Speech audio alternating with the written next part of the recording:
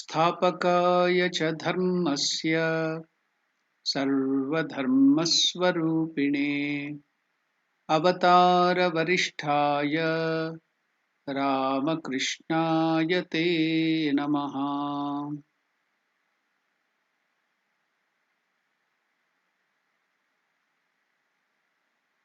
Namaskar to all of you. Welcome to the study of Bhagavad Gita. Today, as usual, we are studying the 14th verse of the second chapter. Before entering to proper Bhagavad Gita, we shall chant the verse of the meditation of Bhagavad Gita. Om Vasudeva Sutam Devam Kamsachanuramarthanam Devaki Paramanandam Krishnam Vande Jagadgurum. In the second chapter, the 14th verse, Lord Krishna is telling Arjuna. So we will chant the 14th verse. You can repeat it after me. It will be shown on the screen, the simple meaning as well as the verse. And I'm going to chant it now. You can listen to that and follow after me. Shri Bhagavan Uvacha. Shri Bhagavan Uvacha. The Blessed Lord said, Matra Sparshastu Kaunteya. Matra Sparshastu Kaunteya. Shitoshna Sukadhukkadaha. Shitoshna Sukadhukkadaha. Agamapaino Anityaha. Agamapaino Anityaha. Tam Stitikshasva Bharata. Tam Stitikshasva Bharata.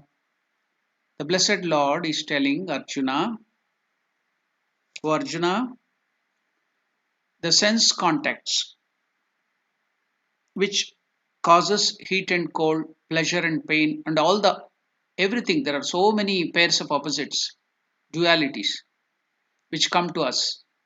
So that brings us this either joy or sorrow. So that can be told as the heat and cold and pleasure and pain. They are bound to come and go. They are impermanent. Endure them, O Bharata, O Arjuna, endure them. Now, I think last two classes we are explaining the same verse. It's a very beautiful verse. Like any other, all the other shlokas are very good. This is very special because it's very applicable to our lives and how we can overcome all these pairs of opposites like pleasure and pain, how to overcome these sorrows, how to be in joy always. So that is the idea behind it. And Krishna is giving the tips, the help to overcome all these things. So it's very, very important. It's very, very practical, and we can apply this in our daily lives. That's why I'm taking so much of time. An endless number of pairs of opposites make up the world. This whole world is pairs of opposite. Contact made with the world are said to cause heat and cold, joy and sorrow. These pairs of opposites symbolize the external experiences of the physical body and the internal experiences of the mind, both the things. All are transient, fleeting. They pass away. War and peace, birth and death, profit and loss, good and bad. Now we are facing a pandemic, very difficult situation. So that also will pass away. So many such pandemics have come earlier. That also has passed away. Now this also will pass away. Like that, every difficulty, everything passes away. I told you the story last time, a beautiful story of Solomon. So everything passes away. Pleasure and pain, honor and dishonor, ad infinitum comes and goes. Your life is a continuous flow of experiences of these transitory opposites. Neither one of each pair of opposites is permanent. No experience is permanent. You need to deal with every experience with a clear understanding of its impermanent nature. Now, here, Lord Krishna gives the word titiksha, means endurance, patience, forbearance, a capacity to put up with difficulty cheerfully. Since the world constantly presents you with a pair of opposites, you are bound to face certain situations, environments, beings, that is, the living beings, and things which may be opposed to your preferences. Some you may like, some you may not like, whether human beings or the situation. Understand the undesirable as an inevitable facet of life. Whatever needs correction, set it right if possible. If not, practice forbearance, titiksha, with the philosophical outlook. By the help of the knowledge given by Lord Krishna, you can forbear it. How to forbear it? So many practical examples are given. So we will deal one by one. What are the beautiful solutions given by different people? So now I will take you to a wonderful example given by some of the Buddhists. In Buddhism, when it was almost complete in India, whole of India was converted into Buddhism, and Buddhism was practiced some 2000 years or 1500 years back. Now, what happened at that time? So, to how when the Islamic invasion took place and they started torturing, killing, destroying all Buddhism at that time, how could those Buddhist monks and other people bear the torture? So, we'll give a little explanation of that and go forward and tell you how to overcome this sorrow, pain, and other things. Suppose bodily pain, mental pain, and other things. An enlightened person does not allow the mind to harbor the material frailties of all these things, opposites which we declared now. Only then can the mind steadily contemplate on transcendence and be fixed in the divine. If one permits the mind to brood over miseries, all these opposites, then the contemplation of the divine ceases and the mind is dragged down from the transcendental level. So, the process of torture, you have heard the word torture, you will be using it, and many people will be trying to do that on you, or you may be trying to do that torture or upon somebody else. So, the process of torture works in the same manner. What is that? How? More than the present pain itself, it is the memories of the past pain and apprehensions of future pain that torments the mind. That is called torture. They need not pain you physically. That pain which you are getting, physical pain at that time, may be very less. But the past experience, more than the present pain itself, it is the memories of the past pain and apprehensions of the future pain that torments the mind. That's called torture. So that's why I tell many people whom I talk who are in trouble, who think that they have some trouble, I always again and again tell them, live in the present, live in the present. Do not worry about the past. Do not worry about the future. Don't be anxious. Be happy in the present. Enjoy every second of yours. That's called mindfulness, awareness. So living in the present is very, very important. Then the pain will be reduced to a minimum. So that by this concept of how the Buddhist monks and Buddhists applied this technique by which they could overcome the pain. So I'm going to explain that now. So with the examples, you can understand it better. So the process of torture works in the same manner. More than the present pain itself, it is the memories of the past pain and the apprehensions of the future pain that torments the mind. That is called torture. But when the mind drops these two and has to simply grope with the present sensation, the pain surprisingly shrinks to a manageable size. Okay, see, beautiful technique. You can apply it within the limits of the tolerance. So it will be manageable within the limits of the tolerance. It's well known that historically Buddhist monks adopted a similar technique for tolerating tortures from invading Islamic conquerors. Similarly, if the mind craves external pleasures, it runs to the objects of enjoyments and is again diverted from divine contemplation, and you will get into trouble. All the sorrows and all these dualities will come and attack you. So, living in the present. So, it can bring the sorrow or anything, any occurrences, any situation to a very manageable size. Just like I gave you the example of the Buddhist monks. Now we shall still go. I will give you, taking the example, taking the cue from Swami Vivekananda himself.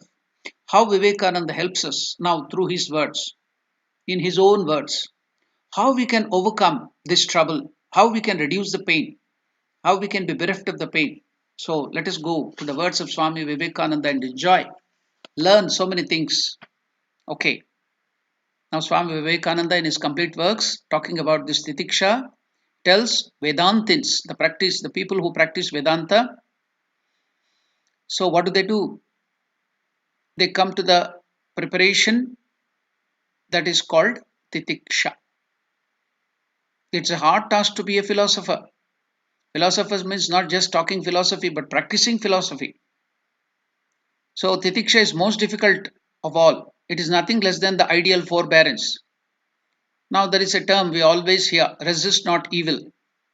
Isn't it? All of us know resist not evil. So this requires a little explanation. Swami Vivekananda is telling that. I am just only explaining it. Resist not evil, Swami Vivekananda is telling this requires a little explanation. We may not resist an evil, but at the same time, we may feel very miserable. Last time I think I explained about it. Again, if we go through that, it will be very easy. A man may say very harsh things to me, and I may not outwardly hate him for it, may not answer him back, and may restrain myself from apparently getting angry. But anger and hatred may be in my mind, and I may feel very badly towards that man or person. That is not non-resistance. That is not non-resistance. I should be without any feeling of hatred or anger, without any thought of resistance. My mind must then be as calm as if nothing has happened. And only when I have got to that state have I attained to non-resistance, and not before that. So now, whatever Bhagavan Shankaracharya in his Vivek Chudamani, I mentioned that, I quoted that also last time. Sahanam sarvadukkanam apratikarva purukam chinta vilaprahitam satitiksha nigadyate. Now Swami Vivekananda is putting into simple English, which is palatable. We can understand it now in this present context very nicely. Swami Vivekananda is telling the same thing in simple English. Forbearance of all misery without even a thought of resisting or driving it out, without even any painful feeling in the mind or any remorse. This is titiksha.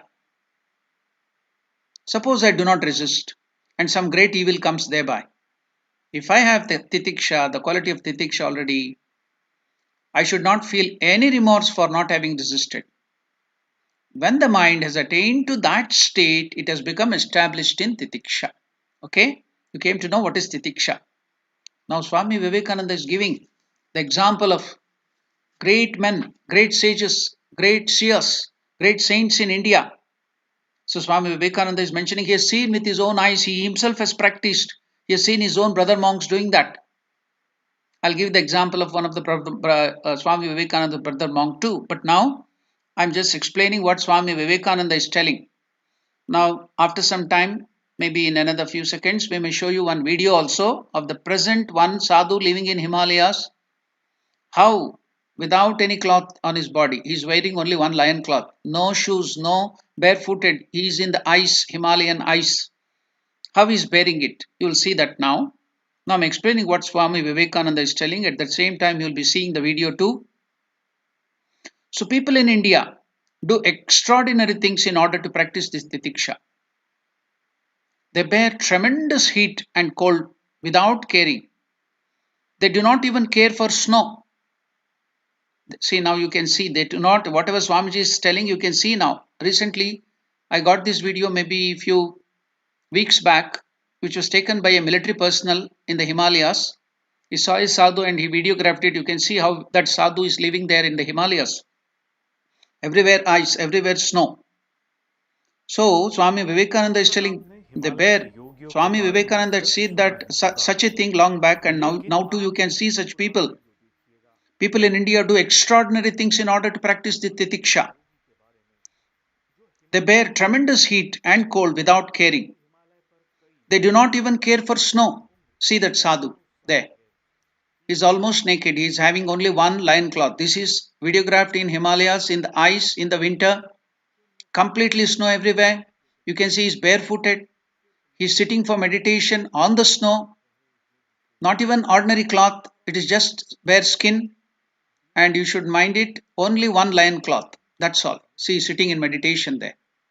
Everywhere snow. Naked. Just one loin cloth. So that is forbearance at the body level. How has it happened? Swami Vivekananda is telling.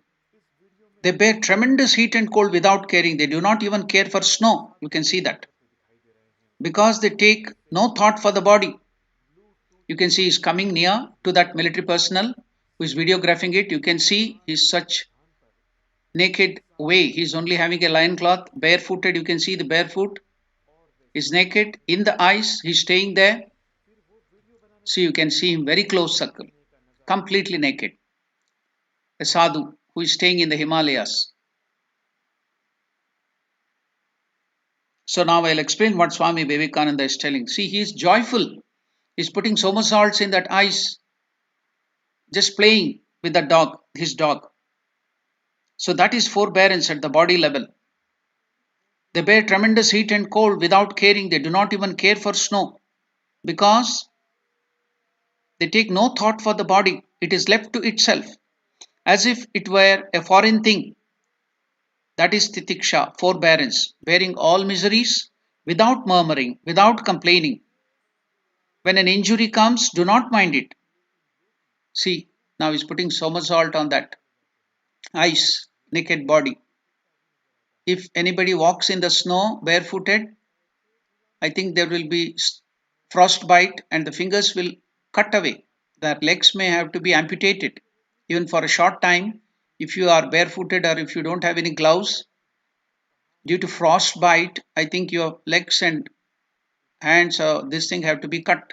See, and this sadhu is living there in the Himalayas, almost naked. So that is titiksha at the body level. Swami Vivekananda is now explaining, when an injury comes, do not mind it. If a tiger comes, stand there. Who flies? There are men who practice titiksha and succeed in it. There are men who sleep on the bank of Ganga in the mid-summer sun of India. Now you saw one aspect of the duality, that is snow, cold. But there are sadhus who bear the heat too in India, in North India.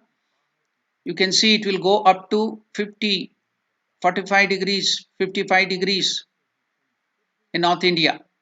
So there in that heat, they sleep on the hot sand, naked. There are men who practice titiksha and succeed in it. There are men who sleep on the banks of the Ganga in the mid-summer sun of India and in winter float in the waters of Ganga for a whole day. So it had happened, if you study the life of Trilinga Swami, whom Ramakrishna himself, our master, had met him when he went to Varanasi. Swami Vivekananda also had seen him when he went to that Kashi or Varanasi. So while giving about his life, they tell he used to sleep on the hot sand. It will bring blisters and it may cause that heat, may cause sunstroke and it may kill us.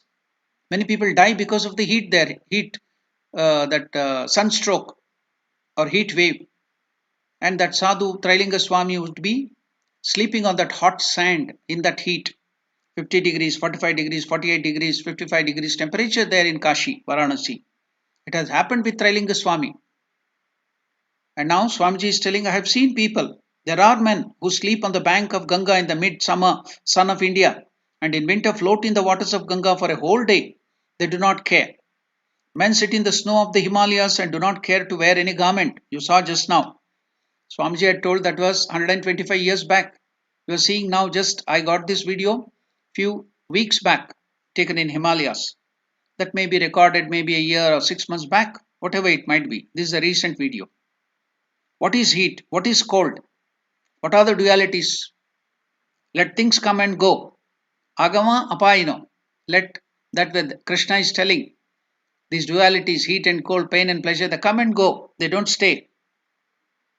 Let them come and go. What is that to me? I am not the body. I am that Atman. People who identify with that Atman, that is our real nature, then this cannot touch you. When you give up that, then you identify yourself with the body, then all these things can attack you. Isn't it hard to believe? Swami Vivekananda himself is doubting this and he's telling, putting this doubt, not doubting, he's seen it, there is no question of doubt. But he is telling it is hard to believe this in the Western countries because he's telling this, he's giving this lecture in the Western country, maybe in America or in England. So he's telling it is hard to believe this in the West, in these Western countries. But Swami Vivekananda is telling, but it is better to know that it is done. He's telling the Western people because it is he is giving this lecture in the Western country. Just as your people, the Western people, are brave to jump at the mouth of a cannon or into the midst of the battlefield for the country, patriotism, to serve their queen or serve the country into the midst of the battlefield. So our people means here Indian sages, saints, are brave to think and act out their philosophy. It is not philosophy, is not for discussion only. They are brave to act out their philosophy. They give up their lives for attaining that. I am existence, knowledge, bliss. What is existence? Sat, Chit, Ananda. I am existence, infinite, absolute. I am knowledge, consciousness, infinite, absolute. I am bliss, infinite, absolute. I am He, I am He. I am not this body, I am not this mind. Just as the Western ideal is to keep up luxury in practical life, so ours, that is the Indian sages, is to keep up the highest form of spirituality to demonstrate that religion is not merely frothy words, but can be carried out, every bit of it in this life, not in some other life. This is titiksha. What a wonderful concept, titiksha. To bear everything, not to complain of anything. I myself, Swami Vivekananda is telling, have seen men who say, I am the soul. What is the universe to me? Neither pleasure, nor pain, nor virtue, nor vice, nor heat, nor cold is anything to me. That's what Krishna is telling. The pair of opposites, that is nothing to me. It comes and goes. Nor cold is anything to me, or heat. This is titiksha, not running after enjoyments of the body. Now, to give the example of one of the direct disciples of Ramakrishna, Swami Vivekananda is one of the direct disciples. He's telling all these things. He himself practiced it. He lived in the Himalayas. He walked on his foot all over India without a single penny. He bore the brunt of all the difficulties. Sometimes he would be under the tree in the hot sun in the cold Himalayas. And no food many weeks together. Maybe 15 days, 1 week, he would not have food. He would be starving. Sometimes he will be in the palace. He will be in the hut of the poor people. So all these joys and pleasure, pain, opposites he used to bear because his mind was in that his own real nature, Atman, Paramatma Swarupa. Now another direct disciple of Ramakrishna, Swami Turiyanandaji. I will first tell one of the incident he himself had seen with his own eyes. He was meditating in the Himalayas on the bank of Ganga. I do not know which river. He was sitting on this thing on the river there in the Himalayas on the bank. And the other side of the bank, he saw another sadhu sitting and meditating. At the time, it was dense jungle forest. A tiger came. Trigunath, our Turiyanandaji Maharaj is watching that. The tiger came, attacked that sadhu, caught hold of his neck, broke his neck, and it was dragging him to eat. What would we do? Shout in pain, or try to resist it, or try to get away from the tiger. But that sadhu never even made any attempt to escape. He told, I am not the body. He started telling loudly with a joyful face. Even his neck is being broken and is being dragged to be eaten by the tiger. And Swami Turiyanandaji saw this and he's telling, if you read the life of Turiyanandaji, you can find it. You can go and verify it. He's telling, I am not the body, I am the soul, I am Atman, I am Parabrahma Swarupa. I am not the body. He's seen it. It was simply dragged that this thing was dragged. The tiger dragged him, ate him up, but he never cared for the body.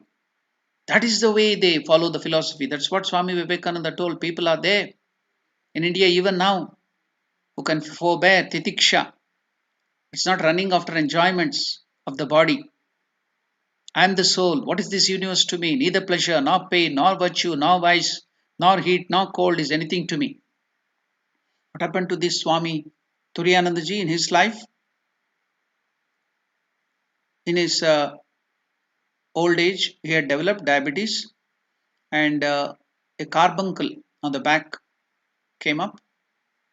And because he had diabetes and other things, the doctors told you have to operate it. So that they'll cut open. At that time, the medical science had not progressed to such an extent. And I think the only thing at that time, the anesthesia was chloroform.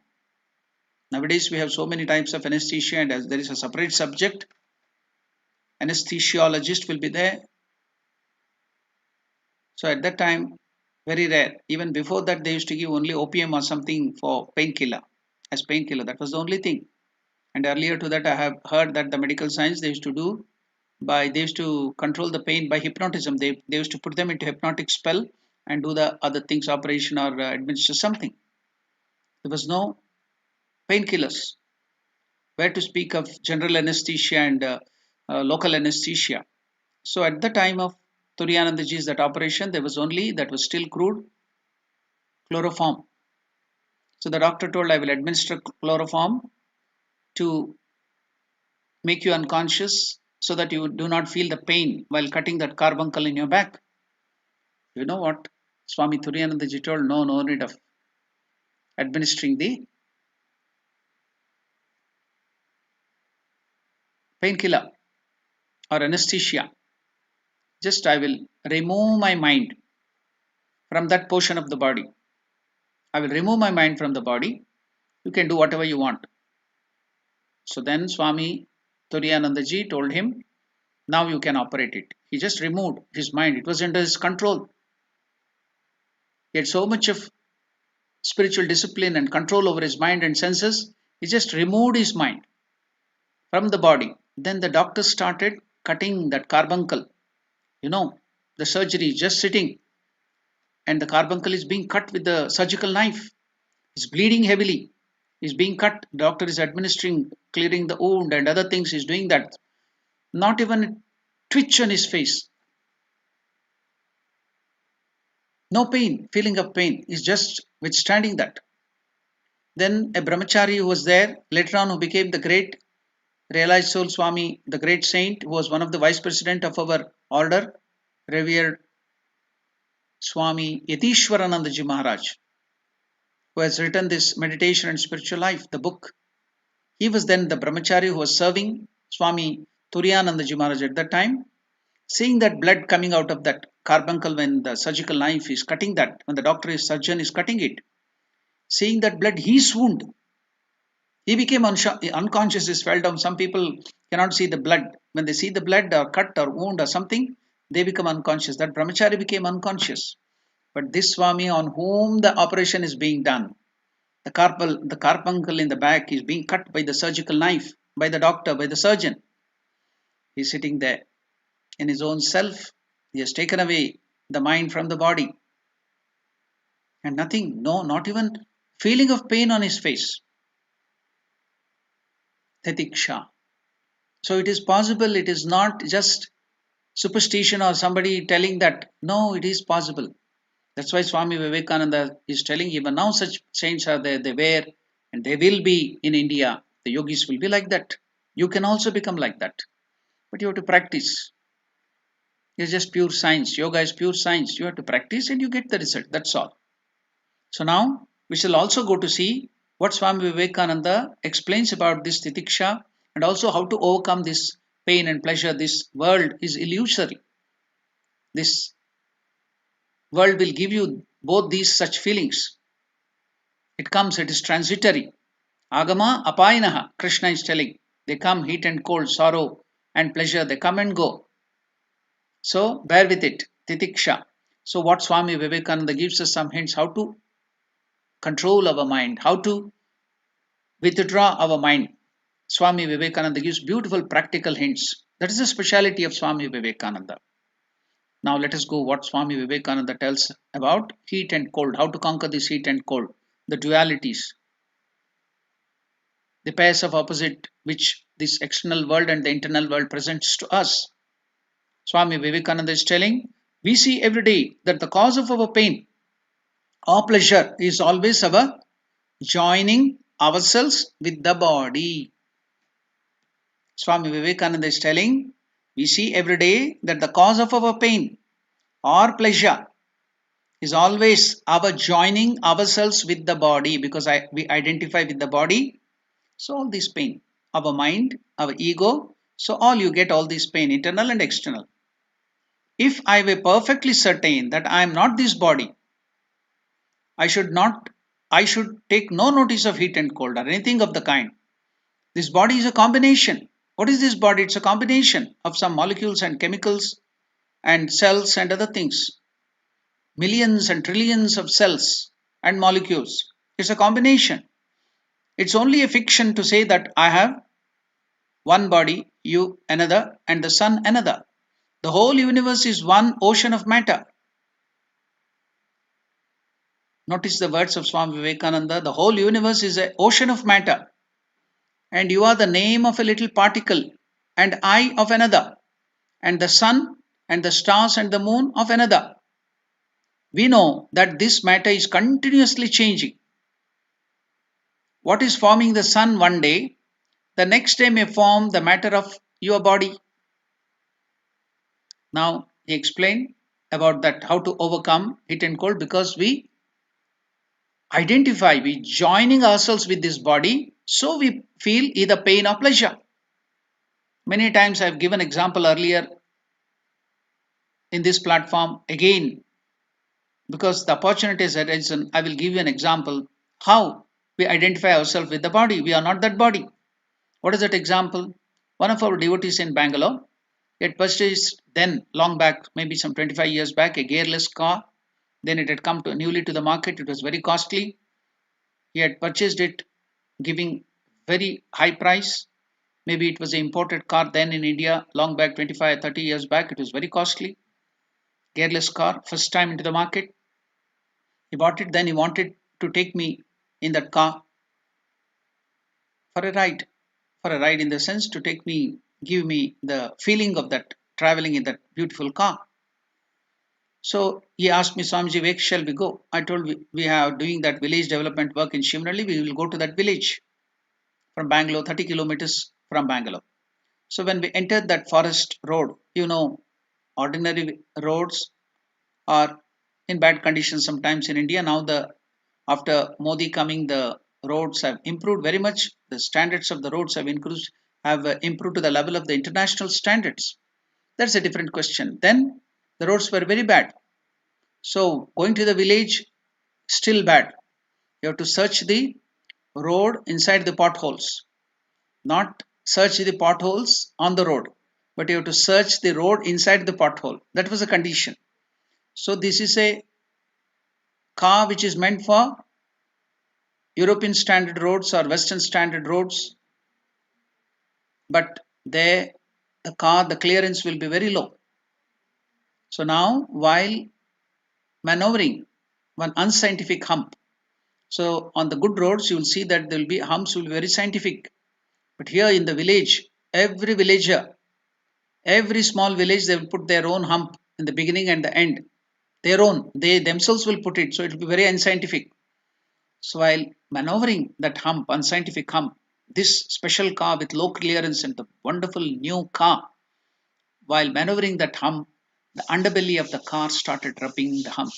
You know how that squeaking sound of the rubbing of that underbelly of the car.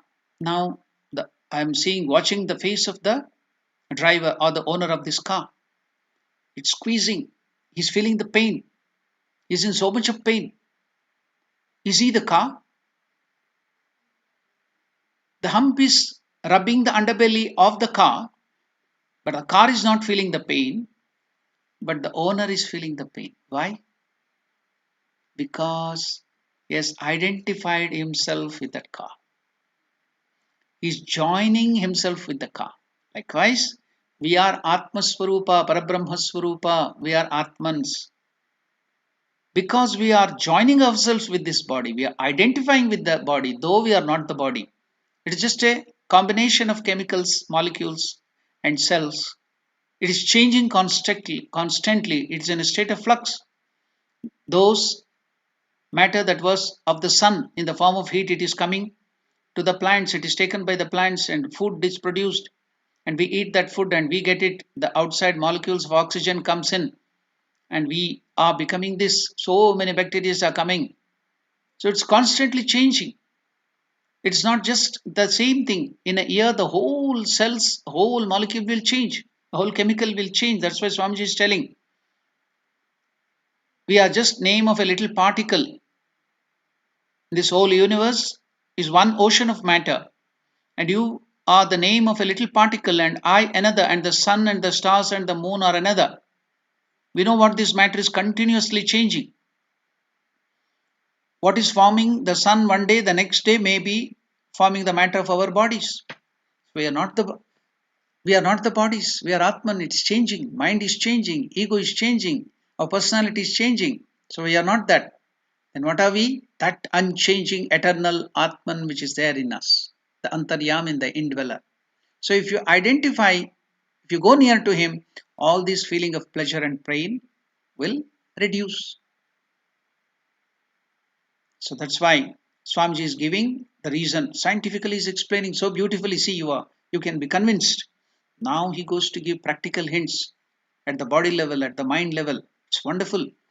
It's so useful. Let us go and see what Swami Vivekananda will tell further about this matter. What is the cause of this? Why are we identified just like the owner of the car identified with that car, and he felt the pain when it was being rubbing the underbelly of the car? He is feeling the pain because of the identification, because he is joining himself with that car. What is the cause? Swami Vivekananda is giving the example from the Raja Yoga, Patanjali Yoga Sutras, the verse 24, Sanskrit verse, the number is 24 in the Patanjali Maharshi's Raja Yoga. The translation of that verse is, what is the cause? Ignorance is the cause. Swami Vivekananda is quoting here in this complete verse. Ignorance is the cause. What is ignorance? Avidya. Our foolishness.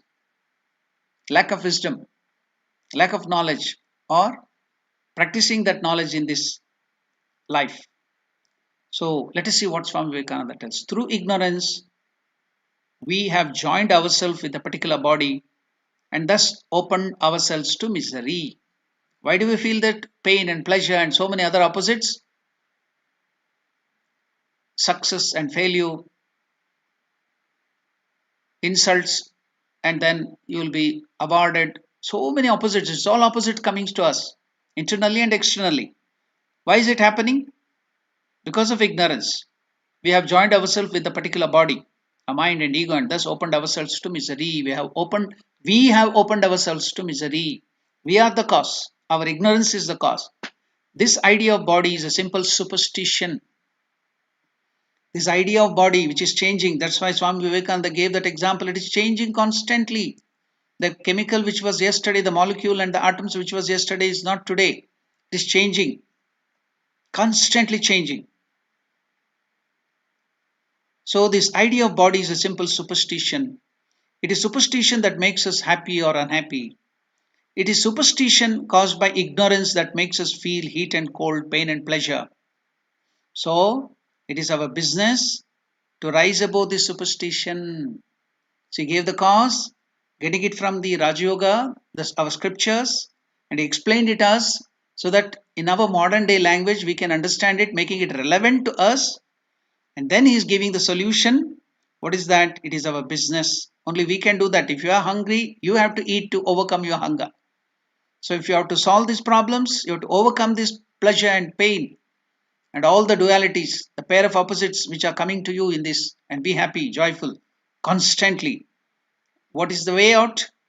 It's our business, it's your business to rise above the superstition. And the yogi shows us how we can do this. It has been demonstrated that under certain mental condition, a man may be burnt, yet he will feel no pain.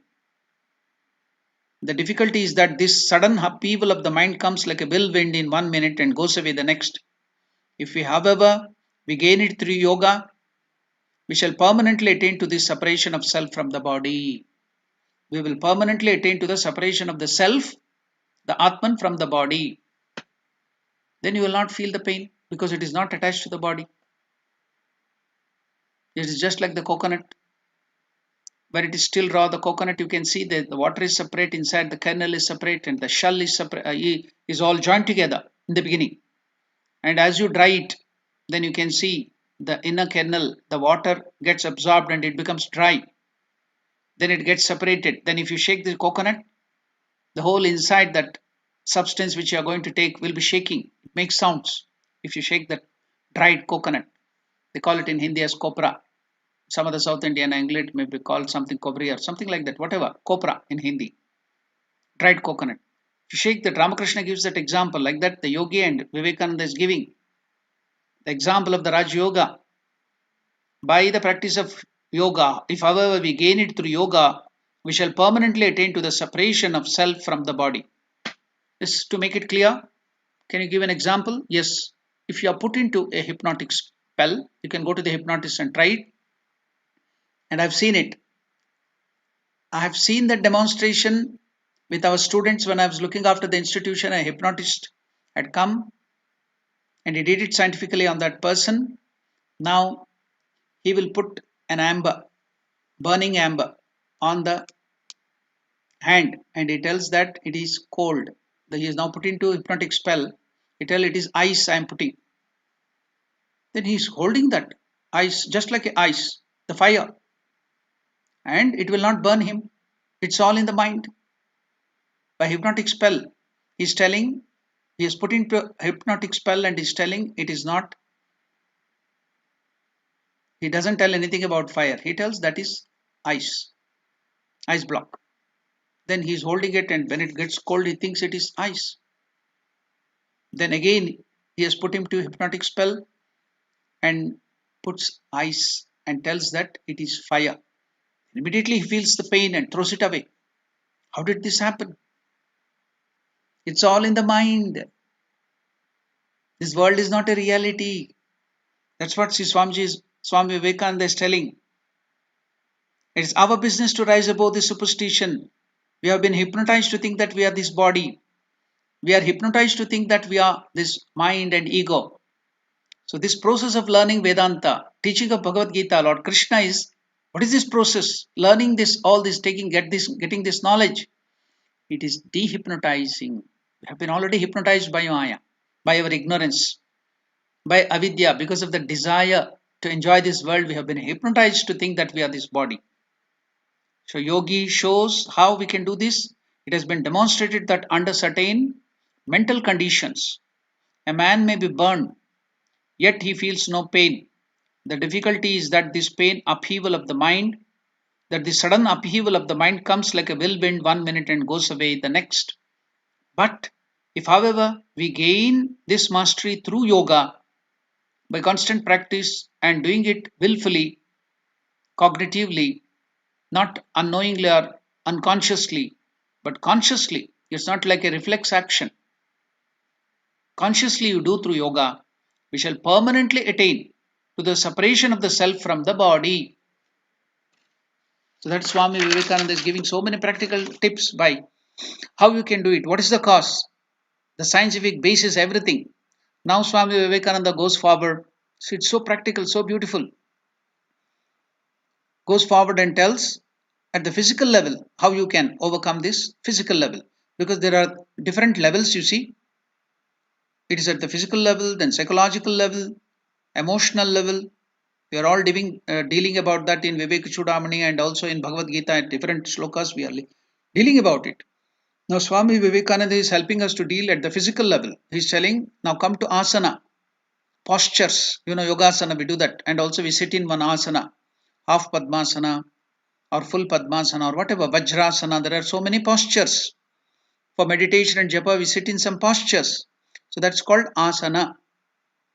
Until you get a firm seat, Siddha Asana Siddhi, it's called. You cannot practice the breathing, that is pranayama. Not the regular breathing, but pranayama. Practice the breathing and other exercises.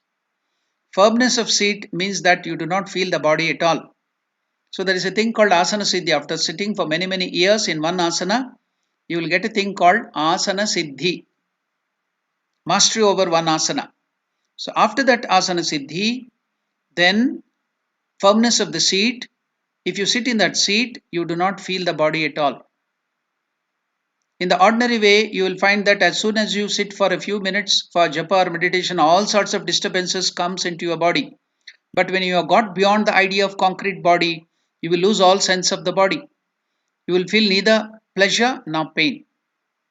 When you get that asana siddhi, you will neither feel pleasure nor pain.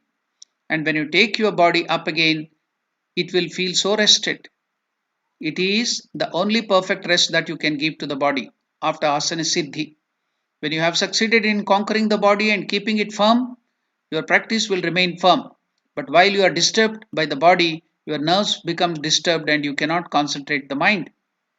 Why are you being disturbed when you sit for japa and meditation? No concentration, because you have not got asana siddhi. You have gone after getting asana siddhi, sitting in the same asana for many years, practicing it, either Vajrasana or Padmasana or half Padmasana. Then you will get the mastery of that asana. Then neither heat nor cold can disturb you.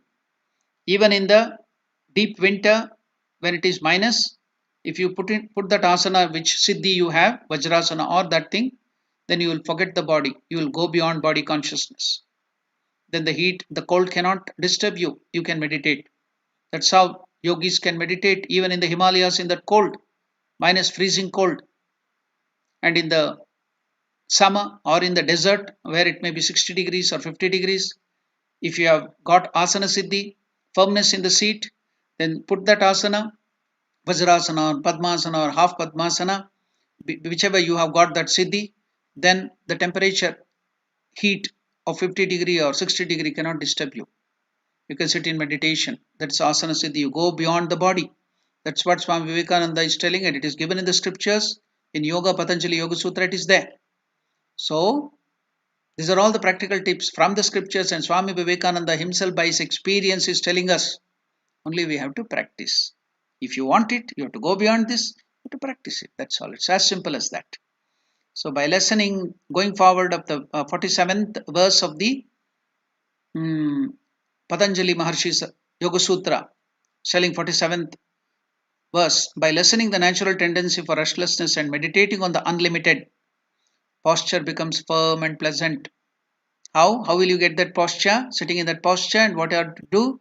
By lessening the natural tendency for restlessness and meditating on the unlimited, that is God, Parabrahma Swarupa, that is your Atman, posture becomes firm and pleasant. That's why I told you in the beginning. As you go nearer to God, you can overcome this pleasure. pain, and all the dualities. We can make the seat firm by thinking of the infinite. We cannot think of the absolute infinite. How can you think of the infinite? So Swami Vivekananda gives a practical hint. So we can think of the infinite sky. We can think of the infinite ocean. By thinking of that infinite ocean or infinite sky, then it is tending to think to infinity. Just like they tell in mathematics, it is tending to infinity, just like that. So next, the 48th verse in the Yoga Sutra, it tells, Swami Vivekananda is explaining, seat being conquered, you getting that firmness in the seat, asana siddhi, the dualities, whatever Krishna is telling here, the dualities do not obstruct. The dualities, good and bad, heat and cold, and all the pairs of opposites will not then disturb you, will not trouble you at all. That is a speciality. That is a great thing which you are going to understand. And if you practice it, nothing can trouble you. So some more things which Swami Vivekananda will help us some more. I'm going to read what Swami Vivekananda is telling and also explain in the complete works of Swami Vivekananda on the Bhagavad Gita. The Bhagavad Gita second, in that he is telling the same which we have studied in Bhagavad Gita is explaining, and in that he brings about again whatever we are now talking at the present shloka. Passing through youth and old age, so at death he merely passes into another kind of body. Why should a wise man be sorry? And where is the beginning of this emotionalism that has got behold of you, Arjuna? It is in the senses. It is in the touch of the senses. See now, this verse has come. Matra sparshastu kaunteya. That's what Swamiji is explaining now in English, simple English, which you can understand. And where is the beginning of this emotionalism? Why did Arjuna become emotional? Why do you and I become emotional and get into this cold and heat and pain and pleasure? Somebody going away and you get upset. Somebody coming into your life, good people, you become happy. So what is the cause of this emotionalism? Beginning of this emotionalism, Swami Vivekananda is telling how it has caught hold of you. It is in the senses. Matra sparshastu kaunteya. It is the touch of the senses that brings all this quality of existence, heat and cold, pleasure and pain. They come and go. Agama apayano anityaha. Man is miserable this moment, happy the next.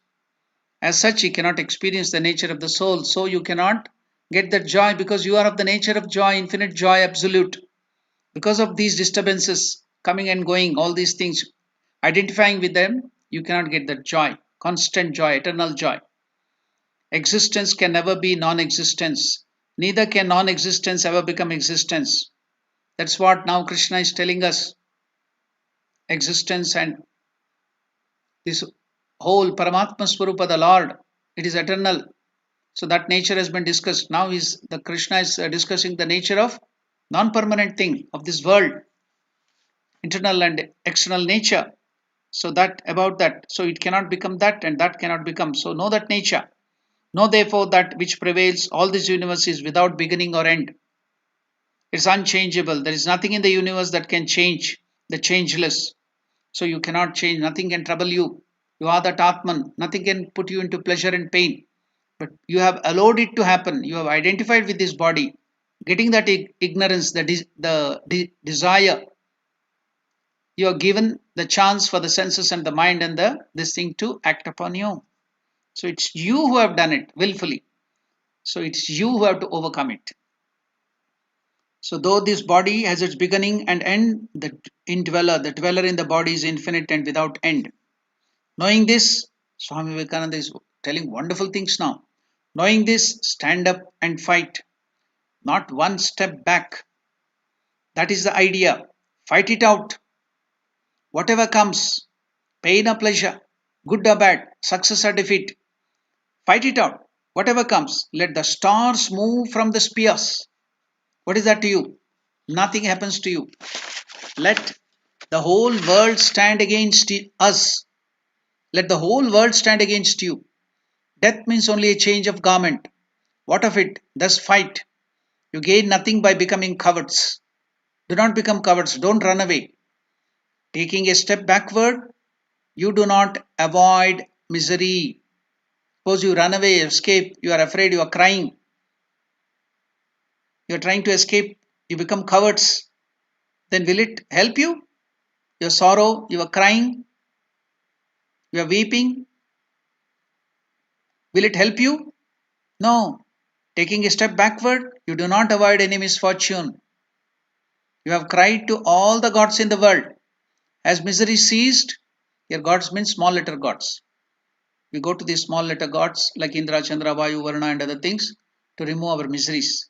But that God in full form, in infinite form is in your own heart. Instead of having that faith in yourself. Yourself means the God who is in your heart. You go to the external God for summoning, granting your desires and other things. So the best example given is Ramachandra when he had taken the human form. The gods Indra, Chandra, Vayu, Varuna were standing in the sky and they were waiting with flowers to praise who will win the war between Ravana and Rama. They were afraid. Suppose they start praising Rama, then if Ravana wins, then they will be in trouble. Then he will punish them. So they are keeping quiet. They are not telling anything. Only when Rama in the human form was about to kill, almost killed Ravana, then only they started praising Rama. Jai Jaya, Ramachandra, Jai Jaya. Until then they were keeping quiet. If Ramachandra then loses, the Lord Ramachandra loses, then these Indra, Chandra, Vayu, Varuna will have to face the brunt of Ravana's anger. So until then they were keeping quiet. Likewise, whomever you pray for the external help, no use. You have that infinite strength in you. That is Swami Vivekananda is telling. So he's telling about that small letter God, not about the big letter God who is in your own heart. The highest is in your own heart. You are that. So as misery ceased, you have cried to all the gods in the world. The masses in India cry to 60 million gods and still die like dogs. It's external, talking about for the external help, not the capital letter God I'm telling you. Where are these? The gods come to help you when you have succeeded. So it's in your hand. Your destiny is in your hand. Your future is in your hand. You have to decide your future. Nobody can help you. That's why get up, fight. You are that infinite being. That's what Swami Vivekananda is telling. So what is the use? Die game. This bending the knees to superstitions, this selling yourself to your own mind and senses and the desire does not befit you, my soul. You are infinite, deathless, birthless. Because you are infinite spirit, it does not befit you to be slaves. Arise, awake, stand up and fight. Die if you must. There is none to help you. Only yourself. You can help yourself. You are all the world. Who can help you? You are that infinite Atman. You can come out of it. So wonderful statement of Swami Vivekananda. So how to overcome? Identify with that. If you identify with the body, come down with desires to enjoy this world, then with pleasure. There is a saying in English, the crown of pleasure always accompanies with the thorn of pain. It's together, you cannot separate it. They are in dualities, pair of opposite, it will come, whatever you take in this world. So you are not that, you are eternal joy. These are all permanent, fleeting things coming and going. That's what Krishna is telling. So beautiful. I think we have to still so many practical hints how to overcome this pleasure and pain, this unreal world. By identifying ourselves, going more and more nearer to God, you can overcome this pleasure and pain. You can get only that permanent bliss. The more you go towards God, the more you can enjoy. Give up this body consciousness, identification with the body, mind, and ego. Then you can see how much of enjoyment you have. That is real enjoyment, eternal. So that's what Swami Vivekananda is trying to tell through this. And that is the same thing what Krishna has given us, the command, Matra Sparshastu Kaunteya, Shitoshna Sukhadukkadaha, Agama Apano Anitya Hatam Titikshasva Bharata. So the whole life is a series of opposite experiences. If Manam comes, Apamanam will come. Sanyoga comes, there will be separation, Viyoga. If there is growth, there is decay. If there is gain, there will be loss. Life is a series of that. This is the nature of Anatman. The body and the external things, substances, the joys, the car, the vehicles, the buildings, everything, they come and go. They cannot stay permanently with you. Agama apainaha. They are all subject to arrival and departure. They are subject to, therefore, mentally be ready to welcome them when they come. When they are about to go, see them off without any pain. Don't worry, because you are that infinite joy and Atman. You have that in you. Be mentally prepared. So, certain things we have to be prepared to welcome, and if it is about to go, we should also ready to give it up, send off permanently. So, that is Agama Apainaha, Lord Krishna is telling. So, the Lord talked about in the previous shloka, the 13th shloka, about Nitya Atma, eternal Atman. Here is talking about the Anitya Anatma. Anitya means not eternal, fleeting, transmigratory. It will be today and tomorrow it doesn't. So, Anatman, which is not the self. So, in this shloka is telling about that. If you know the real nature of this world, then you will not be in trouble.